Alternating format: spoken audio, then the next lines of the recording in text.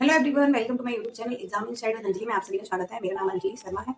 आज मैं आप सभी के साथ शेयर करना चाहूंगी अपना खुद का एक इंटरव्यू। एपीएस जो आर्मी पब्लिक स्कूल होता है उसमें मेरा इंटरव्यू था। उसकी मैं सारी डिटेल आपसे शेयर करना चाहूंगी, अपना एक्सपीरियंस भी शेयर करना चाहूंगी कि मेरा इंटरव्यू कैसा रहा और आप लोग कैसे अप्लाई कर सकते हैं और उसके लिए आपको इंटरव्यू के लिए आपको प्रिपेयर कैसे होना है उन सभी के बारे में बताऊंगी। मेरी भी कुछ मुझे भी इसके बारे में ज्यादा नॉलेज नहीं थी। मेरा भी फर्स्ट अटेम्प्ट था, फर्स्ट इंटरव्यू था, ठीक है, एपीएस का आर्मी पब्लिक स्कूल का। तो आप सभी जानते हैं कि आर्मी शब्द लगते ही उसमें डिसिप्लिन की बात आ जाती है।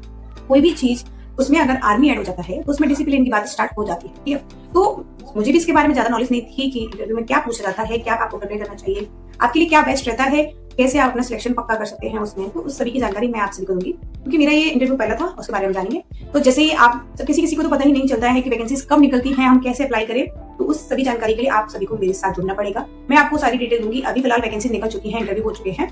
अब नेक्स्ट कब वैकेंसी आएगी उसकी मैं अपडेट आपको देती रहूंगी। कोई भी वैकेंसी आप नहीं जानने देंगे, मतलब आपको अपडेट मिल जाएगी, आप भी अप्लाई कर सकते हैं। अप्लाई में कैसे करते हैं वो भी मैं सारी आपको एक नेक्स्ट वीडियो में बताऊंगी, ठीक है। आज हम बात करेंगे सिर्फ इंटरव्यू के बारे में कि मेरा पैनल इंटरव्यू कैसा रहा और वो कैसे कैसे होता है, क्या क्या प्रोसेस है, कितने स्टेप उसमें होते हैं, कितने स्टेप में कंप्लीट करने होते हैं और कैसे हमें जाना चाहिए प्रिपेयर होकर, उसके बारे में हम बात करेंगे, ठीक है। तो पहले आपको क्या है कि आप जब फॉर्म अप्लाई कर देते हो तो आपके पास एक ईमेल आता है या आपके पास एक कॉल भी आता है। कॉल ईमेल आपके पास आता है जिसमें आपको बताया जाता है कि आप शॉर्ट लिस्टेड हो चुके हैं और आपका आज इस डेट को आपका इंटरव्यू है, ठीक है। तो मेरे साथ भी ऐसे ही हुआ था। मैंने भी फॉर्म अप्लाई किया था, सारा कुछ मैंने प्रोसेस कंप्लीट करने के बाद मेरे पास भी मेल आया था कि आप सिलेक्टेड हैं, शॉर्ट लिस्टेड है, आपका इंटरव्यू इस डेट को है और आपको टाइमिंग भी बता दी गई थी कि आपको इस टाइमिंग तक वहां पर प्रेजेंट होना है, आपको एंट्री लेनी है, ठीक है। मतलब आपको लेट नहीं होना है अपने टाइम से, क्योंकि डिसिप्लिन सबसे ज्यादा जरूरी होता है कि आप टाइम से अपने इंटरव्यू में पहुंच गए हैं, वही सबसे ज्यादा मेन होता है, ठीक है। तो चलिए फिर स्टार्ट करते हैं। तो इंटरव्यू के बारे में हम जाने तो जब सबसे पहले आपको टाइमिंग पहुंचना पड़ता है, 7:30-8 बजे तक का आपको टाइम दिया जाता है। सुबह मॉर्निंग में आपको पहुंच जाता है। मेरा 1 अप्रैल को इंटरव्यू था आर्मी पब्लिक स्कूल, मैंने मथुरा में भरा था, Mathura cantt army public school का।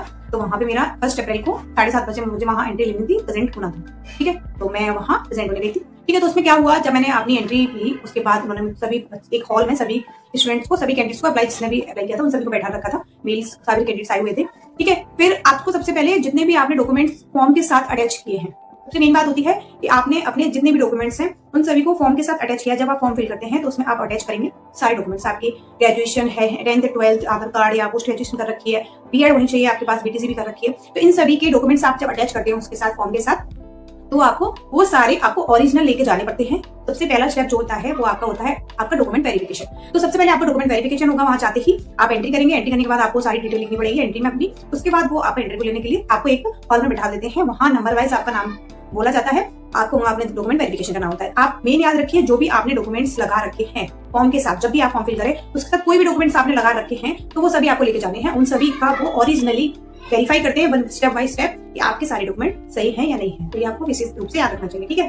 पहला स्टेप आपका यही होता है। जब आपका डॉक्यूमेंट वेरिफिकेशन कंप्लीट हो जाता है उसके बाद आपको फिर से बैठा दिया जाता है। थोड़ा टाइम है, बहुत टाइम लगता है, थोड़ा लंबा प्रोसेस रहता है इसमें, तो आपको थोड़ा पेशेंस भी रखना पड़ेगा, ठीक है। तो अब इसमें फिर आगे आपका डॉक्यूमेंट वेरिफिकेशन होने के बाद सब कुछ फाइनल हो जाता है, डॉक्यूमेंट सारे मैच हो जाते हैं आपके। अगर आपके पास कोई, जैसे आप कोई होता है जैसे उसने बीएड की डिग्री नहीं मिली है, उसके पास सिर्फ प्रिंट है या फोटो, ठीक है, तो आप क्या कर सकते हैं, बोल सकते हैं जाके कि अभी मेरे पास कोई, मतलब इसका ओरिजिनली मार्कशीट या डिग्री नहीं है, लेकिन आप ये वो मान लेंगे, कोई दिक्कत नहीं है। आप जब आपका सिलेक्शन हो जाता है उसके बाद आपको जमा करना होता है, लेकिन तब आपको जमा करना ही पड़ेगा, तो याद रखिएगा, ठीक है।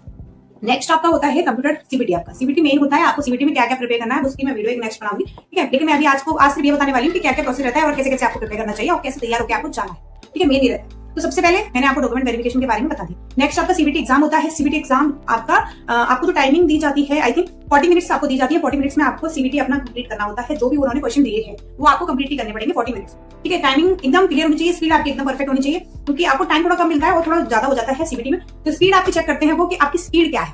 मेन टारगेट उनका जो होता है कि आप मतलब किस वे से कर रहे हैं उसको। सीबीटी का जो एग्जाम है आप किस तरीके से कर रहे हैं, मतलब कि आप शॉर्ट तरीके अपनाकर, फॉर्मुलेज अपनाकर, या आप लेंथ वे में उसको करते ही जा रहे हैं और टाइमिंग आप देख ही नहीं रहे हैं, तो ऐसा नहीं करना है। आपको टाइमिंग का विशेष ध्यान रखना है और उसको कंप्लीटली सॉल्व करना है। 40 मिनट्स में आपको कंप्लीटली सॉल्व करना है, ठीक है। तो उसमें आपको क्वेश्चन पूछे जाते हैं कि आप अपने डेस्कटॉप को चेंज करके दिखाइए। मेरे से जो पूछा गया वो आपको मैं बता रही हूँ एक्सपीरियंसली। आपको एक मार्कशीट बनाने को दी जाएगी, आपको एक पेपर बनाने को भी दिया जाएगा। उसको 40 मिनट्स में आपको क्या करना है, आपको मार्कशीट कंप्लीट करनी होगी, मार्कशीट बनानी पड़ेगी एक्सेल पे जाके, उसको सेव करना पड़ेगा जिस नाम से उन्होंने बताया। उसमें सब मेंशन होता है कि आपको इस नेम से अपनी मार्कशीट को सेव करना है। तो आपको मार्कशीट कंप्लीटली बनानी पड़ेगी। कैसे कैसे आप, और सबसे ज्यादा मार्कशीट में वो बस कुछ नहीं चेक करते हैं, वो सिर्फ फॉर्मुलेज चेक करते हैं कि आपने सम करने पर कौन सा फॉर्मूला इस्तेमाल किया है, आपने रिपीट करने के लिए क्या किया है, वो सारे ट्रिक्स वो आपके चेक करते हैं। तो आपको विशेष ध्यान रखना होगा। नेक्स्ट आपका है एक्सेल के बाद आपका होता है वो पेपर बनाने के लिए देते हैं एमएस वर्ड में। पेपर को कंप्लीटली बनाना होता है आपको, कितने नंबर का पेपर है, कितने क्वेश्चन आपको डालने हैं, section A section B 2 parts में से डिवाइड करना है, ये भी आपको ध्यान रखना पड़ेगा, ये आपको विशेष रूप से ध्यान रखना। ठीक है, नेक्स्ट आपका मैंने आपको बता दिया एक्सेल का कि आपको एक रिजल्ट बनाना पड़ता है, अच्छे से आपको प्रिपेयर करना पड़ता है। नेक्स्ट आपको एमएस वर्ड पे जाके एक पेपर को बनाना पड़ता है। ठीक है, ये भी आपको आना चाहिए। फिर डेस्कटॉप को आपको चेंज करना है और सेव करना है डेस्कटॉप पे जाके, ये आपको वो बता देते हैं पहले उन्होंने क्या क्या कराना है आपसे, तो ये भी आपको ध्यान रखना है। नेक्स्ट है आपको वो कुछ एक क्वेश्चन पूछेंगे सेव करने वाला कि आप इसने सेव करिए, ये 40 मिनट आपको मिलती है प्रॉपर्ली इसको कंप्लीट करने के लिए सीबीटी एग्जाम। ठीक है, तो आपको सीबीटी एग्जाम ऐसे कंप्लीट करना है। नेक्स्ट फिर आपको फिर से आपको थोड़ी देर के लिए रेस्ट दे दिया जाएगा कि आपका नंबर आएगा तब आपका पैनल इंटरव्यू होगा। तो जब आपको मेन फोकस जो करना है वो आपको पैनल इंटरव्यू पे करना है, क्योंकि सबसे ज्यादा मेन वही होता है, सीबीटी वगैरह वगैरह कुछ नहीं, उसमें तब भी वो एक बार को कह देंगे कि हाँ कोई बात नहीं, आप जब भी ज्वाइन करेंगे तब आपकी जो गलतियां हैं वो आप सीख लेंगे। लेकिन पैनल इंटरव्यू सबसे मेन इंपॉर्टेंट हो जाता है, क्योंकि वो उसमें आपका आपकी हर चीज देखते हैं कि आप किस तरीके से बोल रहे हैं, कम्युनिकेशन किस तरीके से कर रहे हैं, आपके बैठने का तरीका क्या है, आप बच्चे को कैसे हैंडल करेंगे, उन सभी मेन फोकस उनका यही रहता है। ठीक है, तो मैंने आपको बता दिया कि अब जब आप पैनल इंटरव्यू के लिए जाएंगे आपको बुलाया जाएगा, तो उसमें आपको क्या करना है, आपको अपने टॉपिक्स को कंप्लीट करके जाना है, जो भी आपने सब्जेक्ट डिसाइड किया है कि आपको टीचिंग के लिए ये सब्जेक्ट डिसाइड किया है कि आपको, जैसे कि फॉर एग्जांपल आपने हिंदी डिसाइड किया है, आपको हिंदी पढ़ाना है, तो आपको हिंदी की शिक्षक आता है।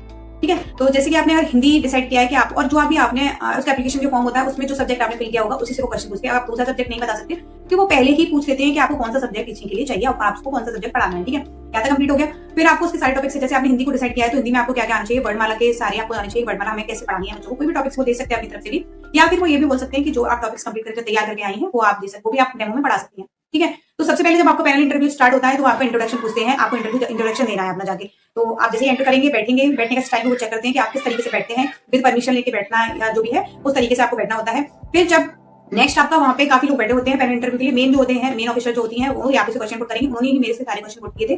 बाकी जो टीचर्स बैठे थे वो सिर्फ मार्क्स दे रहे थे कि आप इंटरव्यू किस वे पे जा रहा है। ठीक है, तो उन्होंने मेरे से सबसे पहले मेरे से बोला कि आप अपना इंटरव्यू दीजिए, कि आप क्या अपने बारे में बताइए। तो आपको ये भी नहीं है, अगर अच्छा इंटरव्यू आपको रखना है, प्रेजेंट करना है, तो आपको इंग्लिश में अपना इंट्रोडक्शन देना चाहिए, वरना वो ये भी आपके पास चॉइस रहती है कि आप जिसमें भी कंफर्टेबल हैं आप उसमें दे सकते हैं, कोई परेशानी की बात नहीं है। लेकिन अगर मैं बताऊं अपने एक्सपीरियंस से तो आपको इंग्लिश में ही इंटरव्यू देना चाहिए, क्योंकि उससे क्या होता है आपकी कम्युनिकेशन स्किल पता चलते हैं उन सभी को, टीचर्स को भी लगता है कि आपको किसी से अगर बात कर पाएंगे, कम्युनिकेशन करना पड़े, आपको किसी की अंडरस्टैंडिंग करना पड़े तो आप कर सकते हैं, आपको कोई भी प्रॉब्लम नहीं आएगी। जैसे थोड़ा सा मेन फोकस पड़ता है और आपका इंप्रेशन भी बढ़ जाता है थोड़ा सा, तो मैं सजेस्ट करूंगी कि आप सभी इंग्लिश में ही अपना इंटरव्यू कंप्लीट करके जाइए, उससे कोई डाउट नहीं रहेगा। ठीक है, नेक्स्ट आपका जब वो इंटरव्यू आपसे इंट्रोडक्शन ले लेते हैं उसके बाद कुछ क्वेश्चन पूछते हैं आपसे सब्जेक्ट में, जो भी आपने सब्जेक्ट डिसाइड किया, Hindi, English, math, science, XYZ आपने जो भी सब्जेक्ट पढ़ाने के लिए डिसाइड किया उसी में से वो क्वेश्चन पूछेंगे। तो अगर जैसे कि फॉर एग्जांपल आपने हिंदी डिसाइड किया है तो आपसे संज्ञा पूछ सकते हैं।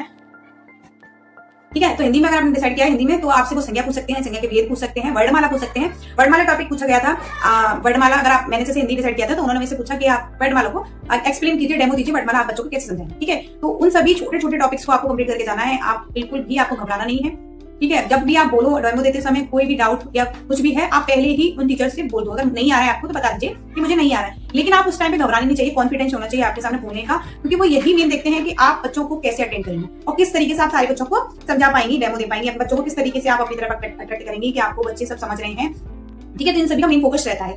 और फिर आपके आते हैं सब्जेक्ट वाइज डेमो, होने के बाद डेमो जाता है आपके पास। अगर आपका जो इंटरव्यू है 10 मिनट 15 मिनट चला है, अच्छे से चला है, तो आप समझ लीजिए कि आपका इंटरव्यू अच्छे वे पे जा रहा है और आप सिलेक्ट हो सकते हैं, चांसेस बढ़ जाते हैं। अगर आपका इंटरव्यू ओनली 5 मिनट 6 मिनट चल रहा है और वो उसके बाद टीचर्स या ऑफिसर बोल देती है कि आप जा सकती हैं, तो समझ लीजिए आपका इंटरव्यू खराब है, आपका बॉडी लैंग्वेज वगैरह या आपकी अंडरस्टैंडिंग या कोई डेमो खराब रहा है जिससे उन्होंने आगे इंटरव्यू को नहीं पढ़ाया है। ठीक है, तो ये मेन फोकस छोटी छोटी चीजों को आपको नोटिस करना चाहिए। और इसके बाद आपका अगर 15 मिनट भी इंटरव्यू चला है, 20 मिनट भी चला है, 15-20 मिनट, तो आपका इंटरव्यू काफी अच्छा गया है, जिससे आपको सिलेक्शन हो सकता है और चांसेस बढ़ जाते हैं। तो इन सभी को आपको प्रिपेयर करके जाना है। मेरा एक्सपीरियंस यही था, मैंने अपना एक्सपीरियंस आपसे शेयर किया, काफी अच्छा रहा मेरा इंटरव्यू। ठीक है, इसका रिजल्ट आता है, अब इसका जब भी रिजल्ट आएगा तो आपके पास, हम सभी के पास इन्फॉर्मेशन पहुंच जाती है ईमेल है। आगे हम जानेंगे इसको अप्लाई कैसे करते हैं, इसकी वैकेंसीज कब निकलती हैं, अलग अलग जगह पे इसकी वैकेंसीज कैसे निकलती है, उसके फॉर्म हमें कैसे भरने हैं और कैसे सारे हमें इसको अप्लाई करना है। तो जिसको भी नहीं पता है वो मेरे साथ जुड़ सकता है, क्योंकि नेक्स्ट वीडियो में यही बताने वाले हैं। अभी तो वैकेंसीज नहीं है, लेकिन जब निकलेंगे हम उसकी अपडेट आपको देते रहेंगे। मिलते हैं नेक्स्ट वीडियो में एक नई वैकेंसी के साथ। तब तक good luck and thank you.